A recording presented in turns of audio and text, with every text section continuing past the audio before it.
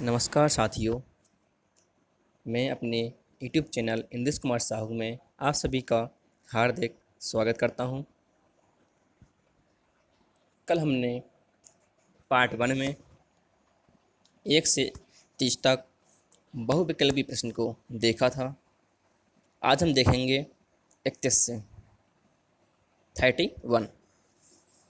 तो ये परीक्षा के दृष्टि से बहुत ही महत्वपूर्ण है, तो आप लोग अच्छे से इन बहुविकल्पी प्रश्नों को देखें और हल करें। तो हम आज शुरू करते हैं 31 क्वेश्चन से।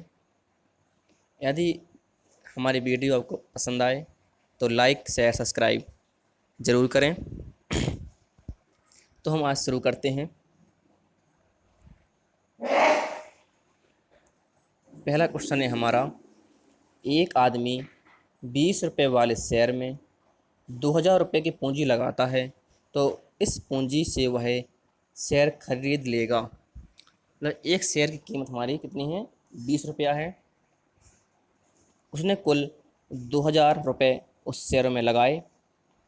तो ये पूछ रहा है कि शेयर उसने कितने खरीद लिए, मतलब शेयरों की संख्या कितनी है, कि कितने शेयर खरीदे, 10, 100, 50, मतलब कितने शेयर खरीदे।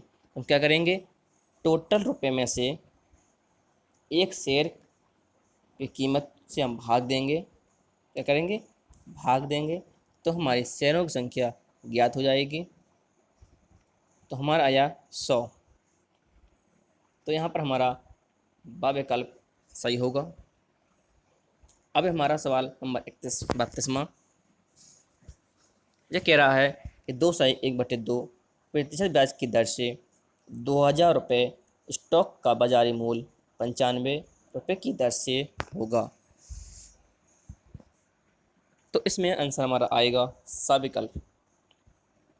इस प्रकार का सवाल मैं आपको शेयर एंड लाभांश में समझा चुका हूँ। आप वहाँ से देख सकते हैं और अच्छे से आपको समझ में आएगा। इसकी सवाल की डिटेल में बाद में आपको बता दूंगा। अब 32 नंबर देखेंगे तो 100% का एक स्टॉक 125 रुपये के भाव में बिकता है, तो वास्तविक ब्याज की दर होगी। इसमें हमारा आएगा सा विकल्प। ठीक। अब देखेंगे हम 34वां विकल्प, कि इसमें दिया गया है कि एक्स अवयव है ए का अर्थ है। इसका अर्थ क्या है? जी हमारा इस प्रकार का चिन्ह होता है, जो हमारा अवयव का चिन्ह होता है। क्या का चिन्ह होता है? अवयव। ठीक। अब जो पूछ रहा है कि एक्स है वो ए का अवयव है, तो वो लिखा हुआ कि एक्स ए का अवयव है। इसका अर्थ क्या है? अर्थ यही है कि एक्स समुच्चय ए का अवयव है। ए क्या है? समुच्चय। हमने आपको बताया था कि कैपिटल अक्षरों को हम समुच्चय से प्रदर्शित करते हैं और स्मॉल को अवयव से। तो इसका अर्थ हुआ कि एक्स समुच्चय ए का अवयव है, तो हमारा सविकल्प सही होगा। और यह भारत में अब तक हुई महिला प्रधानमंत्रियों का समुच्चय होगा। तो ऐसे पूछ रहा है कि समुच्चय क्या होगा? अपरिमित होगा, एकल होगा, विसंगरीय होगा कि फाई होगा। तो हम जब समुच्चय देखेंगे तो हमारा कोई समुच्चय विसंगीय नहीं होता, तो हम इसको हम अलग कर देंगे। ठीक है। अपरिमित, अपरिमित भी नहीं होगा। क्यों? हमने आपको बताया कि अपरिमित क्या होता है? अनलिमिटेड। जिस समुच्चयों में अवयव की संख्या कैसी हो? इन्फिनिट, मतलब इनफाइनाइट हो, अनंत तक हो, तो वह अपरिमित समुच्चय कहलाता है। लेकिन हम जानते हैं कि हमारी जो प्रधानमंत्री महिलाएं हुई हैं वो अपरिमित नहीं है। ठीक। तो हमारा जी विकल्प भी नहीं होगा। अब आएंगे फाई में, तो फाई भी नहीं होगा क्योंकि महिला प्रधानमंत्री हमारे यहाँ देश में बनी हुई हैं। तो जो हमारा एकल समुच्चय होगा। क्या समुच्चय होगा? एकल। क्यों? क्योंकि प्रधानमंत्री जो हमारी महिलाएं बनी हैं वो एक ही बनी हैं, इंदिरा गांधी। इसके अलावा कोई महिला प्रधानमंत्री अभी तक नहीं हुई है। तो हमारा समुच्चय कैसे होगा? एकल समुच्चय होगा, क्योंकि एक ही प्रधानमंत्री हमारी हैं, महिला प्रधानमंत्री। तो इस प्रकार से हमारा बा विकल्प सही होगा। अब देखेंगे 36वें क्वेश्चन में, समुच्चय 1:2:3 के उप समुच्चयों की संख्या कितनी है? तो उप समुच्चय में निकालना है इनकी संख्या कितनी है। तो हमारा सूत्र होता है, आप ध्यान से सुनिएगा, आपको ए वीडियो अनंत लास्ट तक देखनी है तो आपको अच्छे से समझ में आएगा। तो हमें यहाँ पर निकालना है उपसमुच्चयों। ठीक है, तो हमारा उपसमुच्चयों की संख्या का सूत्र होता है 2 की पावर n। ठीक, n होते हैं अवयवों की संख्या। क्या होते हैं? n हमारा क्या होता है? अवयवों की संख्या। ठीक है, तो हमारे इसमें अवयव संख्या कितनी दी है? 3 दी है। 1 2 3, 3 अंक हैं तो हमारी संख्या कितनी हुई? 3। जब n का मान हमारा 3 हो गया तो हम लिख सकते हैं 2 की पावर n। 3, तो हम किसी संख्या में जितनी घात होती है उस संख्या का उतनी ही बार गुणा होता है। तो 2 गुणा 2 और गुणा 2, 2 दूनी 4 दूनी 8। ठीक है, इस प्रकार से हमारा साविकल्प सही होगा।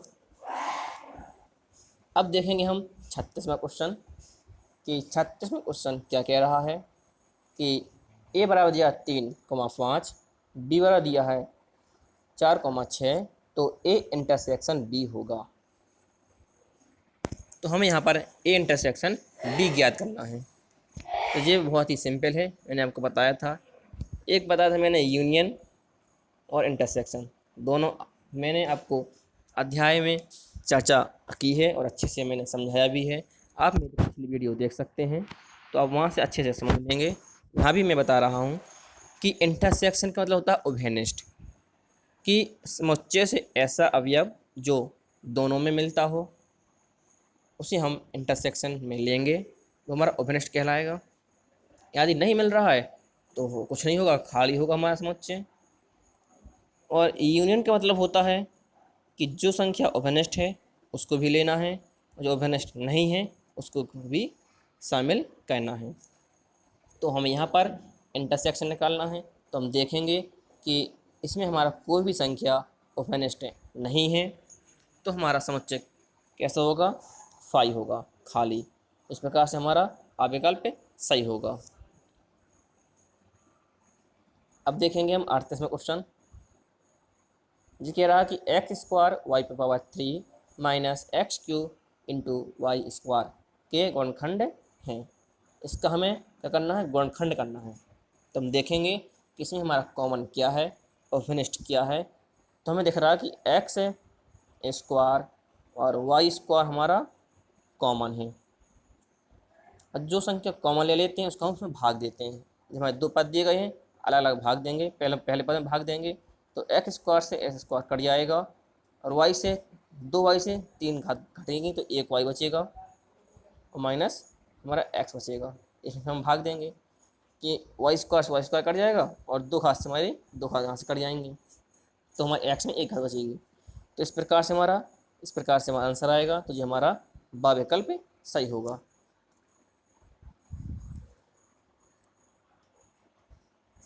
इसमें दिया गया है कि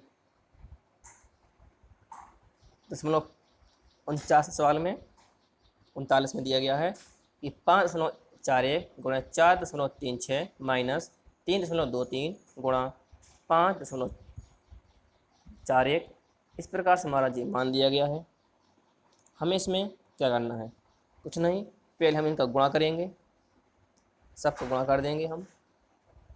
ठीक है, गुणा करने के बाद ये दोनों संख्या हम लास्ट की माइनस की हैं तो जो हमारे दोनों को जोड़ देंगे और पहली संख्या से घटा देंगे। तो इस प्रकार से हमारा आंसर आएगा कितना? 0। ठीक है, इसका आप लोग हल करना तो इसका आंसर हमारा 0 आएगा। ठीक, अब ये दिया गया है कि a² plus a plus a into B plus B का गुणनखंड है।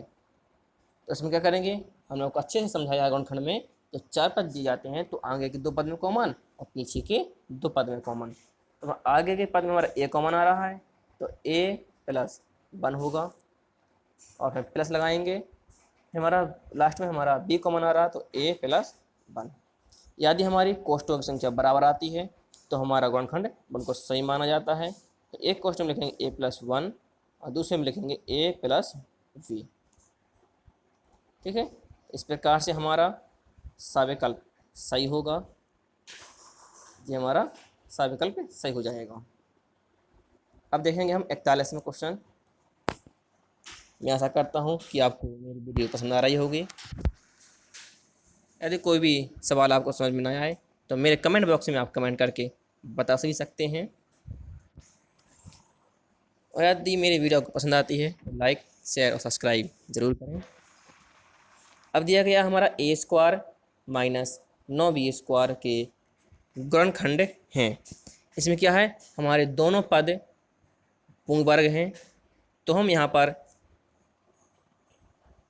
पहले लिखेंगे ए स्क्वायर माइनस का बी स्क्वायर, पहले हम खाली बना लेंगे। ए का वर्ग हम लिखेंगे ए, यहाँ पर इसका वर्ग लिखेंगे 3b, इसका वर्ग होगा। इसे हम खोलेंगे तो 9b स्क्वायर होगा, वही लिखा हुआ है। तो ए स्क्वायर माइनस बी स्क्वायर का क्या बनेगा, सूत्र बनेगा। हम जानते हैं कि ए स्क्वायर माइनस बी स्क्वायर का हमारा सूत्र होता है ए प्लस वी, एक कोष्ठ में और दूसरे कोष्ठ में ए माइनस बी। एक बार हम ए बी को जोड़ देते हैं और एक बार घटा देते हैं। ठीक, एक बार हम जोड़ेंगे और एक बार घटाएंगे तो जोड़ में आएगा ए प्लस 3b ए माइनस 3b। इस प्रकार से हमारा द विकल्प सही होगा, वो राइट आंसर। अब देखेंगे हम 42वां सवाल। हमारी जे पर एक संख्या लिखी गई हैं तो हम इसको वर्ग के रूप में भी लिख सकते हैं कि 0.2321 का स्क्वायर माइनस 0.479 का स्क्वायर। ये भी हमारा ए स्क्वायर माइनस बी स्क्वायर का सूत्र बन रहा है। तो हम इसको एक बार जोड़ देंगे और एक बार घटा देंगे। तो हम जोड़ेंगे भी और घटाएंगे भी। तो जोड़ घटाने में हमारा जे पद ऊपर से कटेगा, हमारा प्लस का बचेगा। तो 0.21 लिखेंगे, 0.479, इनको हम जोड़ देंगे तो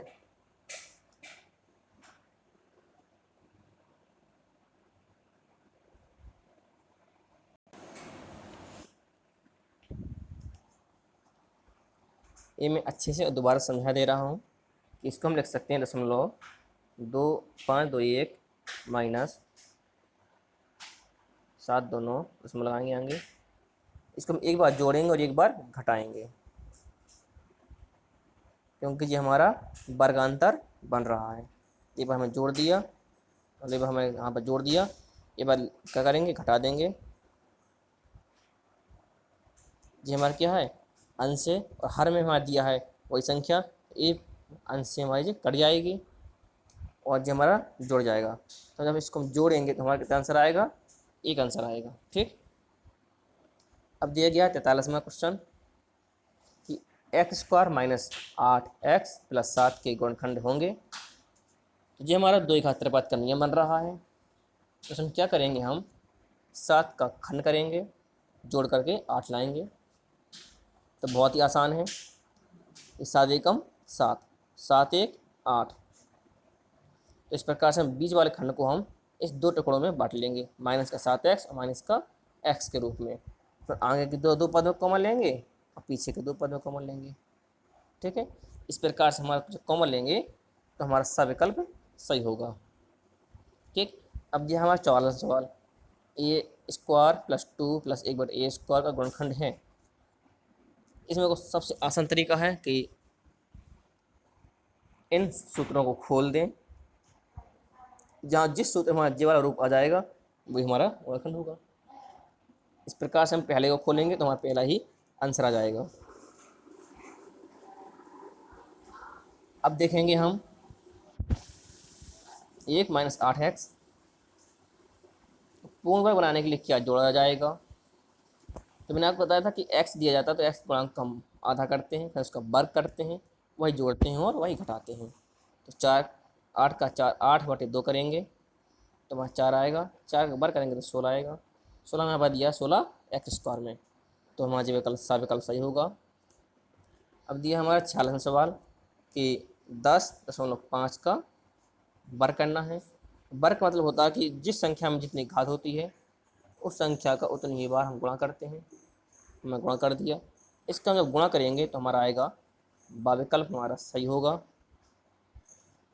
इस प्रकार से हमारा 43 में भी है, इसका हम वर्ग करेंगे तो हमारा विकल्प सही होगा। इसका तो सीधा हम ट्रिक से भी हल कर सकते हैं कि इसका गुणा करेंगे 25, इसमें एक जोड़ देंगे 10, 10 9 90, दो अंक 0.5, तो 90 25 हमारा इसका आंसर होगा। अब दिया गया कि 2 5 8 का समांतर माध्य क्या होगा।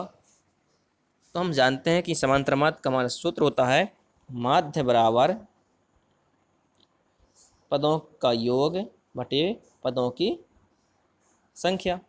ठीक है, तो हम पदों का क्या योग करेंगे इसका, तो 5 प्लस 2 प्लस 5 प्लस 8 बटे में 3, तो 8 5 13, 2 15 बटे 3, काटेंगे तो हमारा 5 आएगा। तो इस प्रकार से हमारा बा विकल्प सही होगा। अब दिया गया कि 10 प्राकृतिक समांतर संख्याओं का समांतर माध्य ज्ञात कीजिए। तो 10 प्राकृतिक लेना है तो हम एक से हम लेंगे कहाँ तक, डॉट डॉट 10 तक, और बटे में हम 10 करेंगे क्योंकि 10 संख्याएं हैं। इसको हल करेंगे तो हमारा आंसर आएगा, पहला विकल्प हमारा सही होगा इसका। अब ये देख सकते हैं कि 1 plus 2 plus 3 plus 4 plus 5 plus 6 plus 7 plus 8 plus 9 और प्लस 10, और बटे में 10 करेंगे, इसको हम जोड़ेंगे तो इस प्रकार हम इसको जोड़ेंगे तो हमारा आंसर आएगा 55, इसका योग आएगा, और बटे 10 करेंगे तो भाग देंगे तो 5.5 इसका आंसर होगा। ठीक है, अब निकालना है 50वां क्वेश्चन। यदि परीक्षणों की संख्या दी गई है 13, माध्य दिया गया है 9 और योगफल ज्ञात करना है। कुछ नहीं है, हम जानते हैं कि माध्य बराबर होता है हमारा योग बटे संख्या। माध्य दिया है 9 बराबर योग हमें निकालना है, संख्या दी है 13, कैंसिल कर देंगे तो योग बराबर क्या निकलेगा, 13 गुणे 9 करेंगे, 13 नंबर कितना होता है 117। इस प्रकार से हमारा द विकल्प सही होगा। अब चलते हैं 51वें सवाल में। 51वां सवाल क्या कह रहा है, 8 12 9 13 15 का माध्य का ज्ञात करनी है। ठीक, जब हम माध्य का ज्ञात करते हैं तो हम सबसे पहले उन आंकड़ों को आरोही या अवरोही क्रम में लिखते हैं। तो हम आरोही क्रम में लिख लेंगे 8 9 12 13 15, पहला काम हमारा हो गया। अब हमें यहाँ पर देखना है कि n का मान कितना है, की संख्या कितनी है, 1 2 3 4 1 5 हमारी संख्या है। तो हमारी 5 क्या है, एक विषम संख्या है। तो हम माध्यिका का हम जब सूत्र लगाएंगे तो हम लगाएंगे विषम वाला n प्लस 1 बटे 2वां पद। ठीक है, n का मान हमारा 5 है तो 5 लिखेंगे, 5 प्लस 1 बटे 6 मतलब बटे 2, जोड़ेंगे तो 6 बटे 3 होगा, 6 बटा 2 होगा, सॉरी 6 बटा 2 होगा। तो हम 2 का भाग देंगे तो 3 आएगा, तो 3वां पद होगा। और 3वां पद से हम देखेंगे आंकड़े में कि कौन सा आ रहा है, 3वां पद 1 2 3, 3वां पद हमारा आ रहा है 12। तो इस प्रकार से हमारा आ विकल्प सही होगा। अब दिया गया है कि 52वें सवाल में कि इतने आंकड़े दिए गए हैं तो इसका बहुलक होगा, हमें निकालना है बहुलक। तो मैंने आपको परिभाषा बताई थी कि बहुलक की क्या होती है, कि वह संख्या उस आंकड़े में वही अंक जो बार बार आता है, जिस अंक की बार बार पुनरावृत्ति होती है उसे हम बहुलक कहते हैं। और यदि हम नॉर्मल भाषा में कहें कि वह संख्या जो बार बार क्या करे, लुक लुक करे, क्या करे, लुक लुक करे, तो वह हमारी संख्या बहुलक कहलाती है। तो इस प्रकार से हम तुम लोग समझ सकते हो, आप लोग समझेंगे कि इसमें संख्या कौन बार बार आ रही है। तो 30 30 30 और 30 हमारी बार बार आ रही है, तो इस प्रकार से हमारा बहुलक 30 होगा। तो हमारा विकल्प सही होगा। ठीक, अब देखेंगे हम घनाभ की कोर 6 सेंटीमीटर 3 सेंटीमीटर और 2 सेंटीमीटर दिया गया है। तो घनाभ का पृष्ठ में ज्ञात करना है। कोर का मतलब होता है भुजा। ठीक, कोर का मतलब होता है भुजा, भुजा दी गई है हमें घनाभ का प्रश्न निकालना है। तो मैंने आपको बताया क्या था सूत्र, 2 कोष्ठ में L B L H B H plus H L. ठीक है, एल लंबाई है, बी चौड़ाई है, एच ऊंचाई है। ठीक, हम इस सूत्र में मान रखेंगे और हल करेंगे तो हमारा आंसर आएगा 72। तो हमारा सविकल्प हमारा सही होगा।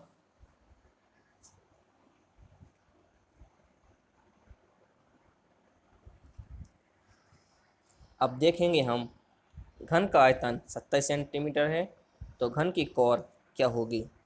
तो हम जानते हैं कि घन का आयतन हमारा एक ही होता है, बराबर में 27 दिया गया है, तो हमारा ए क्यू बराबर होगा 3/3।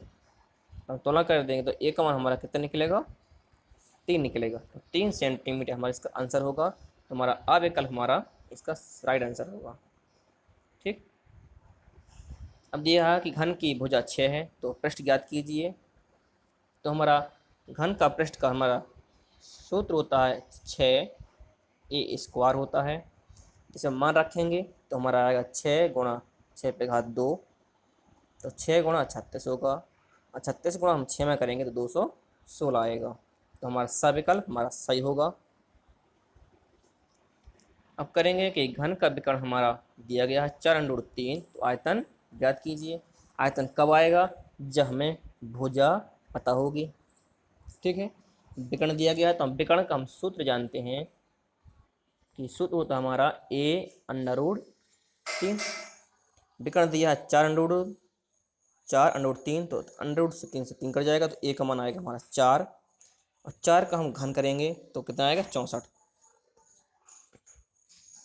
तो हमारा सविकल्प सही होगा।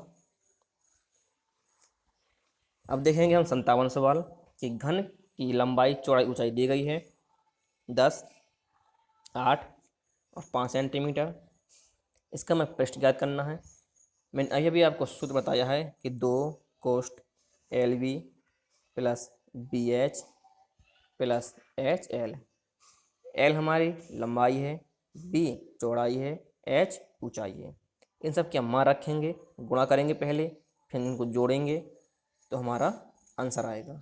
ठीक, तो इसका हम हल करेंगे, तो हम आपको हल करके भी बताए दे रहे हैं कि 10 का गुणा हम 8 में करेंगे तो हमारा 80 आएगा, प्लस फिर हम क्या करेंगे बी एच करेंगे तो 8×5 40 होगा, प्लस फिर हम एच एल करेंगे तो हमारा 50 होगा, और 2 गुणा इन सबको जोड़ेंगे तो 8 4 12, 12×5 17। ठीक है, 2 को गुणा करेंगे 7×2 34, 340 हमारा वर्ग सेंटीमीटर आंसर होगा। लेकिन इसमें हमारा कहीं कोई विकल्प नहीं दिया गया है, तो हमारा द विकल्प हमारा सही होगा। ठीक, अब देखेंगे हम 58 क्वेश्चन कि एक कमरे के फर्श का क्षेत्रफल 48 वर्ग मीटर दिया गया है, ऊंचाई 5 मीटर है, तो कमरे का आयतन ज्ञात कीजिए। और जब फर्श का क्षेत्रफल दिया है तो मतलब क्षेत्रफल होता है लंबाई गुणा चौड़ाई, 48 दिया गया है, और ऊंचाई दी गई है हमारी कितनी 5। अब आयतन हम जानते हैं क्या होता है, लंबाई गुणा चौड़ाई गुणा ऊंचाई आयतन होता है। लंबाई गुणा चौड़ाई का पूरा मान दिया गया 48 गुणा 5 करेंगे तो हमारा आएगा 240। तो इस प्रकार से हमारा सविकल्प सही होगा। अब दिया गया है कि घन का आयतन 125 घन सेंटीमीटर है, तो घन का विकर्ण ज्ञात कीजिए। वही सवाल है जो मैंने आपको अभी पिछले बताया था कि इसका आयतन है तो हम पहले भुजा निकालेंगे। तो हम जानते हैं कि एक ही हमारा इसका सूत्र होता है 125 करेंगे तो ए बराबर हमारा इसका घन निकालेंगे तो हमारा कितना आएगा 5। ए का मान हमारा 5 आ गया। तो अब निकालना हमें विकर्ण। तो विकर्ण का सूत्र होता है a√3। ए का मान दिया है 5, तो 5√3। इस प्रकार से हमारा द विकल्प सही होगा। अब देखेंगे हम अपने क्वेश्चन का लास्ट सवाल।